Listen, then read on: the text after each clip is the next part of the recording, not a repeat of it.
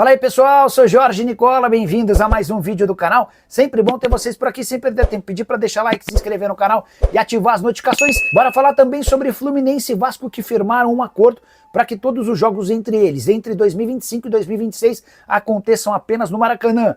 Isso já começa a valer para as semifinais da Copa do Brasil, jogos marcados para dezembro, com 50% de público para cada uma das torcidas. Quero falar agora sobre o Vasco que recusou proposta da Ucrânia. Nos últimos dias, antes do fechamento da janela por lá, o Metalist tentou comprar Cauã Barros, meio-campista de 21 anos de idade, que foi titular e muito bem na partida contra o Botafogo nessa quinta-feira. Proposta de 2 milhões de euros prontamente recusada pelo Vasco da Gama. Fernando Diniz tem convicção de que o Cauã vai se tornar peça importante no elenco vascaíno na sequência da temporada. Até pelo fato de o Vasco não conseguir uma reposição à altura, a opção foi de veto em relação a essa proposta. Cauã, que havia disputado a maior parte dessa temporada pelo América, 28 jogos e 5 gols no Coelho. O Vasco o repatriou e passou a utilizá-lo com mais frequência. Recentemente são 4 jogos, os 3 últimos na condição de titular. Quero falar agora sobre São Léo Jardim. Acho que já dá para tratar o goleiro do Vasco dessa maneira. Foi ele mais uma vez quem garantiu classificação nos pênaltis para o Cruz Maltino. Empate no tempo normal 1-1 com o Botafogo. O gol do Botafogo no tempo normal, numa falha do Léo Jardim, que saiu atrasado, acabou cometendo o pênalti no Joaquim Correa. No pênalti convertido pelo Alex Telles, o Botafogo empatou. O Nuno Moreira havia aberto o placar. Na decisão por pênaltis, pela quinta vez em 2 edições de Copa do Brasil, dá para dizer que Léo Jardim salvou a pele do Vasco. Ele defendeu a primeira cobrança justamente do Alex Telles, que havia marcado no tempo normal. No final, o Vasco converteu todos os seus pênaltis, com o Robert Renan batendo decisivo e garantiu a segunda presença consecutiva em semifinal de Copa do Brasil. Queria registrar que o Léo Jardim já pegou 7 pênaltis nessas 5 decisões de Copa do Brasil entre 2025 e 2024. Dessa maneira, com esses pênaltis defendidos, ele assegurou 28 milhões de reais em prêmios pagos pela CBF. Só para lembrar que ao chegar à semifinal desse ano, o Vasco assegura 9 milhões e 900 mil reais. Os pênaltis defendidos por Léo Jardim apenas em decisões de Copa do Brasil. Ele pegou um pênalti contra o Água Santa, outro contra o Fortaleza, mais um contra o Atlético Paranaense, 3 diante do Operário e outro contra o Botafogo. Vasco da Gama que agora enfrenta o Fluminense, sonhando com a disputa da final da Copa do Brasil. Copa do Brasil que, repito, só será decidida ao fim do Campeonato Brasileiro a partir de 10 de dezembro. Bom, vamos falar sobre a classificação, o heroísmo e o protagonismo e já projetar Campeonato Brasileiro. Por que eu falo isso? Porque o Vasco tem pela frente agora o Campeonato Brasileiro até o final. A Copa do Brasil só volta dia 10 de dezembro. Os 2 jogos serão no Maracanã. Vai rolar um sorteio na sede da CBF para determinar o mando de campo. O Vasco vai conversar com o Fluminense. A tendência é 50% para cada torcida, porque no Rio de Janeiro se permite jogar com torcida dividindo o estádio e que não aconteça o que aconteceu ontem. Teve morte de torcedor vascaíno, dizem que foi emboscada de torcida rival. Cara, lamentável. Isso não é torcedor. O torcedor vai ao estádio, comemora, ri, sofre, chora, mas não mata o outro. Que possam ser punidos os assassinos desse torcedor vascaíno. E teve outro que foi ferido, inclusive. Bom, voltando a falar sobre o jogo, né? Sobre a Copa do Brasil. Então, dia 10, o Vasco tem pela frente o jogo com a equipe do Fluminense. Jogos de ida e volta, né? Mas 10 e 14 são as 2 datas. Vamos falar então sobre Robert Renan. Estreou muito bem, mostrando personalidade e o quão importante ele será nessa caminhada do Vasco.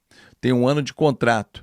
Chegou melhor fisicamente do que o Matheus França, mas os 2 tiveram muita personalidade, porque pegaram a bola e bateram. Isso não é qualquer atleta que faz. Mesmo com a idade baixa, tiveram a personalidade, né? Foram lá, bateram o pênalti e converteram. Aliás, o Vasco converteu os 5.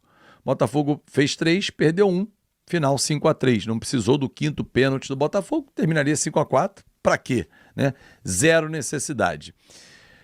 Matheus França, né, tem que entrar em forma física, né? Ele não conseguiu dar o ritmo que o Coutinho vinha dando.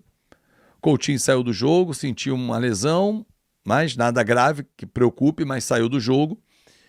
Quem preocupa, sim, aí é Lucas Piton e também o Tietê. O Vasco não terá Hugo Moura, domingo contra o Ceará, porque agora o foco é Campeonato Brasileiro. E a sequência ela é pesada.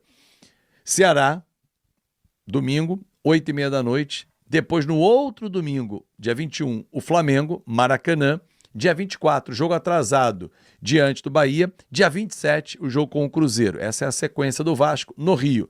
Dia 1º de outubro sai para pegar o Palmeiras. Então, meus amigos, tem que buscar pontos em casa, fazer o dever de casa, ser diferente jogando no Rio de Janeiro. Hugo Moura está fora domingo, está suspenso. Carlos Cuesta pode estrear. Cuesta e Lucas Freitas. Cuesta e Robert Renan. Robert Renan entrou muito bem. Não acredito que o Diniz vai tirar o Lucas Freitas, que foi bem no jogo ontem também. No meio-campo, Barros e quem? Olha o problema que nós temos aí. Barros e Cocão, tecnicamente muda muito. Barros e Paulinho, seria fantástico. Mas não acredito que o Paulinho ganhe essa chance. Thiago Mendes, quando é que volta a jogar? Aí começa a criar um problema. Quando o Hugo Moura voltar, talvez o Hugo Moura e Barros façam ali a dupla de volantes. Com diferença, né, de qualidade de saída de jogo, mas com muita força de marcação. E dá total liberdade para o Coutinho. Ryan oscilou, de novo oscilou no jogo. Teve uma jogada espetacular no primeiro tempo para fazer o gol, bateu fraco. Mas oscilou. Verratti foi muito importante taticamente. Nuno Moreira, brilhante atuação, para mim um dos melhores em campo, ao lado do Léo Jardim e do Robert Renan, que para mim estreou muito bem. O Léo falhou, para mim na hora de sair ali do gol no pênalti, ele hesitou e acabou puxando a perna do Joaquim Correia. Depois, logo na sequência, num cruzamento na área, se equivocou no tempo de bola. Mas depois, amigo, absoluto, e o ministro da Defesa garantiu de novo o Vasco na semifinal. Muitas coincidências. Ontem, o dia 11 de setembro, em 2024, o Vasco se classificou na disputa de pênaltis na Arena da Baixada, que é gramado sintético, e avançou para a semifinal para pegar o Atlético Mineiro. Ontem, o Vasco eliminou o Botafogo no gramado sintético, na disputa de pênaltis, o Léo Jardim brilhando.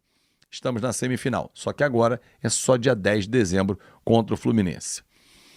Vai rolar sorteio na sede da CBF nas próximas semanas. Galera, vamos curtir porque você, torcedor, merece demais curtir essa vitória.